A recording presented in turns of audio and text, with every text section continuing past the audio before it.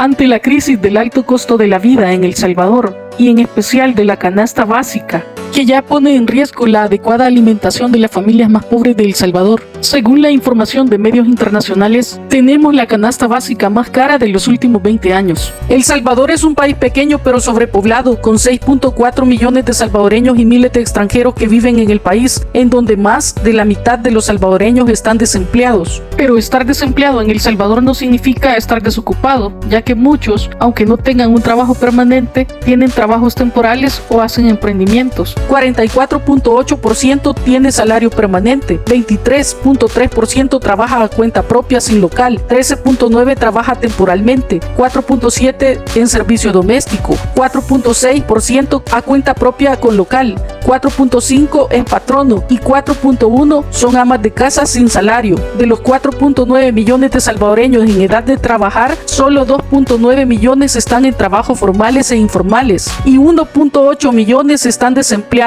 El 52% son mujeres. El desempleo, más el alto costo de la vida y los bajos salarios en el área rural, y el salario es de $243 en el sector agropecuario, $359 en la maquila, $365 en el comercio e industria, y la canasta básica cuesta $256, superando el salario agropecuario. Y esta crisis nacional, unida a la crisis mundial con los altos costos del petróleo, ha hecho que el presidente de El Salvador busque soluciones al problema, creando los agromercados como una solución temporal, donde productores e importadores ofrecen sus productos a precios justos. Pero esa no es la solución al problema, ya que los revendedores compran a precios altos y tienen que vender caro. Seguimos con los precios bien altos porque toda la gente se avanza a lo que ha dicho el presidente.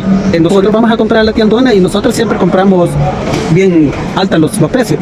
Y ahora otra cosa es que cada vez que vienen los clientes los dicen, pero el presidente ha dicho de que la verdura está más barata. Y no es así, porque la cosa fuera de que el presidente los mandara a nosotros camionadas de verdura a precio justo, nosotros vendiéramos, pero nosotros estamos comprando demasiado caro.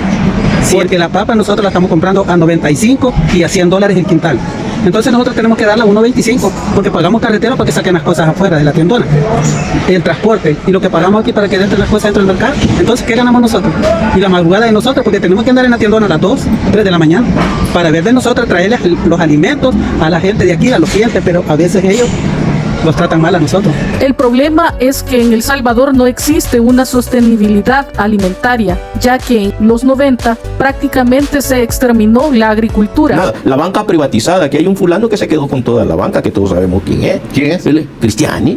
La parte agrícola, vaya a ver las cooperativas agrícolas que hay ahora, producto de la reforma agraria, no existen porque Cristiani precisamente, con su neoliberalismo totalmente contrario a la Constitución, nos llevó a otro régimen económico, al de supuestos servicios a nivel internacional, y abandonó el agro. Entonces, ante esta grave crisis, el presidente Nayib Bukele enviará una ley a la Asamblea Legislativa para quitar todos los aranceles a la canasta básica ampliada y a 70 productos, lo cual beneficiará a la agricultura y ganadería, y le dará un plazo de 10 años. En esos 10 años pretende de que la agricultura se vuelva sostenible y así garantizar la seguridad alimentaria en el país. Buscando el bienestar económico de las familias salvadoreñas y el desarrollo del país, ha lanzado su plan económico. La primera fase, la seguridad alimentaria, y la segunda fase, el desarrollo tecnológico.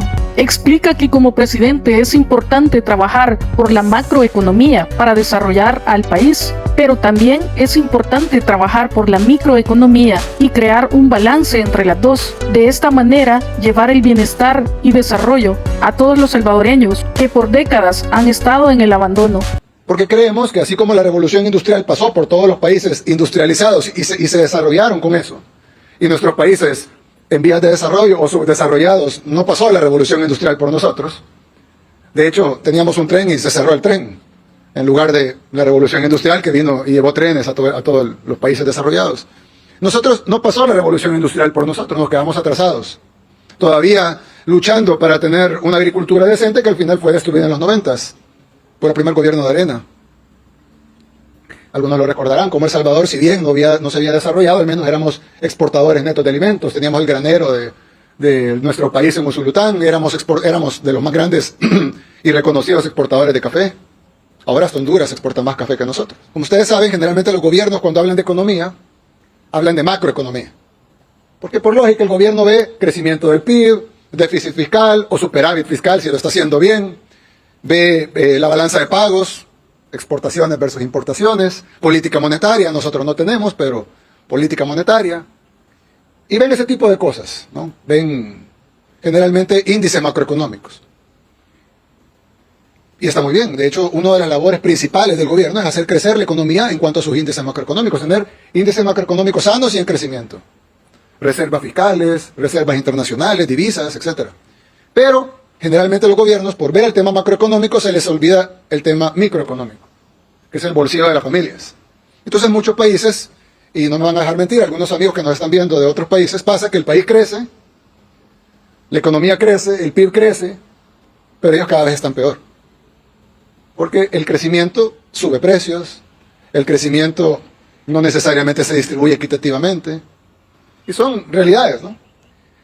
Pero hay otros gobiernos que dicen, nos vamos a enfocar en la microeconomía, y entonces se enfocan en el bolsillo de la gente, en que la gente tenga para comprar alimentos, en que tengan un buen salario, y entonces hacen medidas para favorecer el bolsillo de las personas. Pero generalmente pasa que el país se queda sin dinero, y entonces después de 1 o 2 años de bienestar, aplicando únicamente políticas microeconómicas, el país colapsa el déficit fiscal, se quedan sin reservas internacionales, se quedan sin divisas en el Banco Central, cae la moneda, se devalúa, y al final de cuentas no consiguen ni el crecimiento económico, ni tampoco consiguen lo que querían que era, o lo que supuestamente querían que era el bienestar del bolsillo de la gente. Pero yo digo, bueno, sí, entonces hay que enfocarse en lo macroeconómico, pero no podemos dejar de vista lo microeconómico. Entonces, como todo en la vida debe ser un balance, nosotros creemos que nuestro plan económico debe tener igual partes de macroeconomía e igual partes de microeconomía. Velar por el crecimiento del país, pero también velar por el bolsillo de la gente, por el bienestar de las familias, que al final es a lo que nos debemos. Pero una cosa no subsiste sin la otra. Alguien puede decir, no, la macroeconomía sí puede subsistir sin la microeconomía, sí, por un rato, hasta que las manifestaciones voten el régimen que funciona en ese momento y se instala otro que probablemente no es lo mejor para el sistema macroeconómico. La gente se cansa, ¿no?, de esperar por el rebalse. Entonces, la fase 1 del plan económico es la alimentación. Ustedes han visto que hemos lanzado los agromercados. Son 30 agromercados. Lo que queremos es introducir son privados. Todos los comerciantes que ustedes ven en los agromercados son productores o importadores. El gobierno no vende ni un chile. Por ahí dijeron, el gobierno quiere entrar nosotros no vendemos un chile, un tomate, nada. Nunca hemos facturado un tomate. El gobierno no vende eso.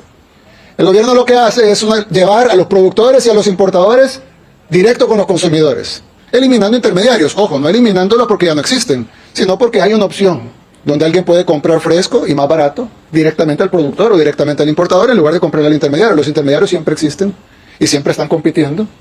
Y lo que introduce esto no solo es una opción directa para la población, sino que además le introduce un actor privado de competencia adicional a los actores normales, ¿no?, que siempre están ahí. Qué bueno que están ahí.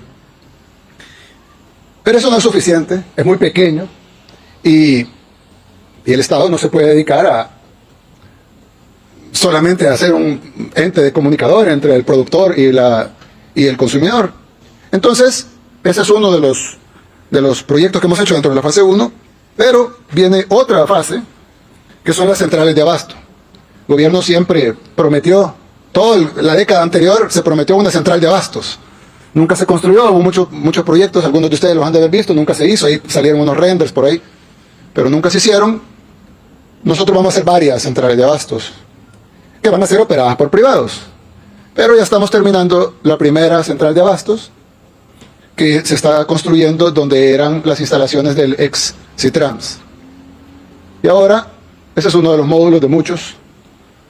Se está construyendo esta central de abastos y lo que se quiere es ir construyendo varias centrales de abastos en todo el país que van a ser administradas por privados, tanto la administración global como los comerciantes internos de cada una de las centrales de abastos, y todas estas, una vez se vayan instalando y abriendo estas centrales de abastos, se van a ir cerrando los mercados. Los agromercados, ¿verdad? No vamos a cerrar mercados, perdón. Se van a ir cerrando los agromercados, porque los agromercados son por su naturaleza temporales, pues son como los farmers market de Estados Unidos, ¿verdad? Pero dijeron, el chavismo. Bueno, en Estados Unidos hay farmers market toda la vida, son muy buenos, pues son orgánicos, tienen menos químicos tóxicos, y es más barato, y también los productores ganan un poquito más, porque ellos pueden cobrar un poquito más y siempre es más barato que en los puntos de venta tradicionales. Por lo menos aquí es más barato, en otros países es más caro, pero aquí es más barato. Una vez estén construidas las centrales de abasto, se van a ir cerrando paulatinamente los agromercados, aunque por supuesto siempre se pueden hacer iniciativas pequeñas con agricultores y todo, pero lo que queremos es que haya algo permanente, que sí baje el precio de los alimentos de una manera sostenida. Y no solo así, sino de una manera sostenida y a largo plazo, que la gente tenga mejores alimentos, de mejor calidad, más sanos y a mejor precio. Y que los productores ganen más. Otra de las medidas que nos anunció ahora es que vamos a quitar todos los aranceles de toda la canasta básica ampliada, más 70 productos adicionales. Eso es un total de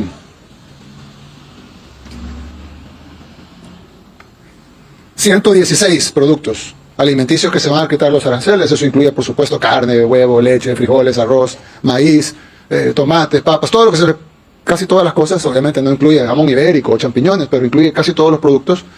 Hay algunos de ellos, y eso lo anunciamos en la mañana, pero hoy en la tarde estuvimos hablando con productores nacionales que están produciendo. De hecho ya están saliendo cosechas de papa y de tomate que van a abaratar más los precios en las próximas semanas, pero ellos nos decían: gracias, esto va a servir obviamente para ayudar a las familias, pero nosotros necesitamos también incentivos para poder producir más. Entonces, eso no lo anunciamos en la mañana, lo anunciamos ahorita. Si pueden regresar a donde estábamos antes, en la lista. Como ven ahí al final, se van a quitar también los aranceles a los alimentos para animales, a los alimentos para animales de acuario, a los alimentos para aves, al forraje, al fertilizante, que son los abonos con nitratos y fosfatos, al abono, a los insecticidas, al herbicida y a los fertilizantes en general. Con eso vamos a apoyar a los productores nacionales para que puedan competir con los productores internacionales que van a entrar con la quitada de aranceles. Y de esa manera, balance, ¿no? Porque queremos buenos precios para la población, pero queremos ayudar a nuestros productores. Y alguien decía por ahí: pero ¿y por qué no mejor le apuestan a la autosostenibilidad alimentaria? Sí, bueno, yo entiendo, ¿verdad? Que quieran que en 45 días hagamos todo, pero obviamente 200 años de malos gobiernos no se pueden arreglar en 5 años, ni en 10, ni en 40, mucho menos en 45 días que tenemos iniciando con este plan económico. Pero sí vamos a apostarle a la sostenibilidad alimentaria, y es por eso que los aranceles cero son por 10 años. Porque creemos que en 10 años El Salvador va a poder tener sostenibilidad alimentaria. Y entonces el gobierno de ese entonces podrá decidir si quiere renovar por otro 10 o por el periodo que ellos crean conveniente el arancel cero, o dicen: bueno, ya tenemos sostenibilidad alimentaria, ya no tenemos que sostener el arancel cero. Y hay otra cosa también que es importante, son las reglas claras para los empresarios. A veces los gobiernos aplican políticas indefinidas, para siempre, ¿verdad? Pero el para siempre no existe, porque viene otro gobierno y lo revierte. Al dejar las reglas claras, son 10 años. Entonces los importadores saben que ellos pueden hacer su business plan para 10 años, sacar sus préstamos tomando en cuenta que tienen 10 años, hacer su flujo de caja para 10 años, su recuperación de inversión más su ganancia para 10 años, y ellos saben que 10 años tienen garantía que no habrán aranceles en los 116 alimentos que estamos poniendo ahorita. Después de 10 años se podrá renovar. Yo creería que el gobierno que esté en 10 años lo va a renovar, creería, pero no hay garantía, hay 10 años de garantía. Y si quieren alguna garantía adicional de parte del gobierno, se las damos, para que haya seguridad jurídica, de que pueden invertir y tienen la garantía que en 10 años no se cambian las reglas. Y nos da a nosotros una década para que regresar los 40 años de destrucción del agro que trajo la guerra y los gobiernos de arena. Y bien, con esto esperamos esa estrategia de la sostenibilidad alimentaria dentro del plan de alimentación. Y con eso hacemos un balance entre la macroeconomía y la microeconomía.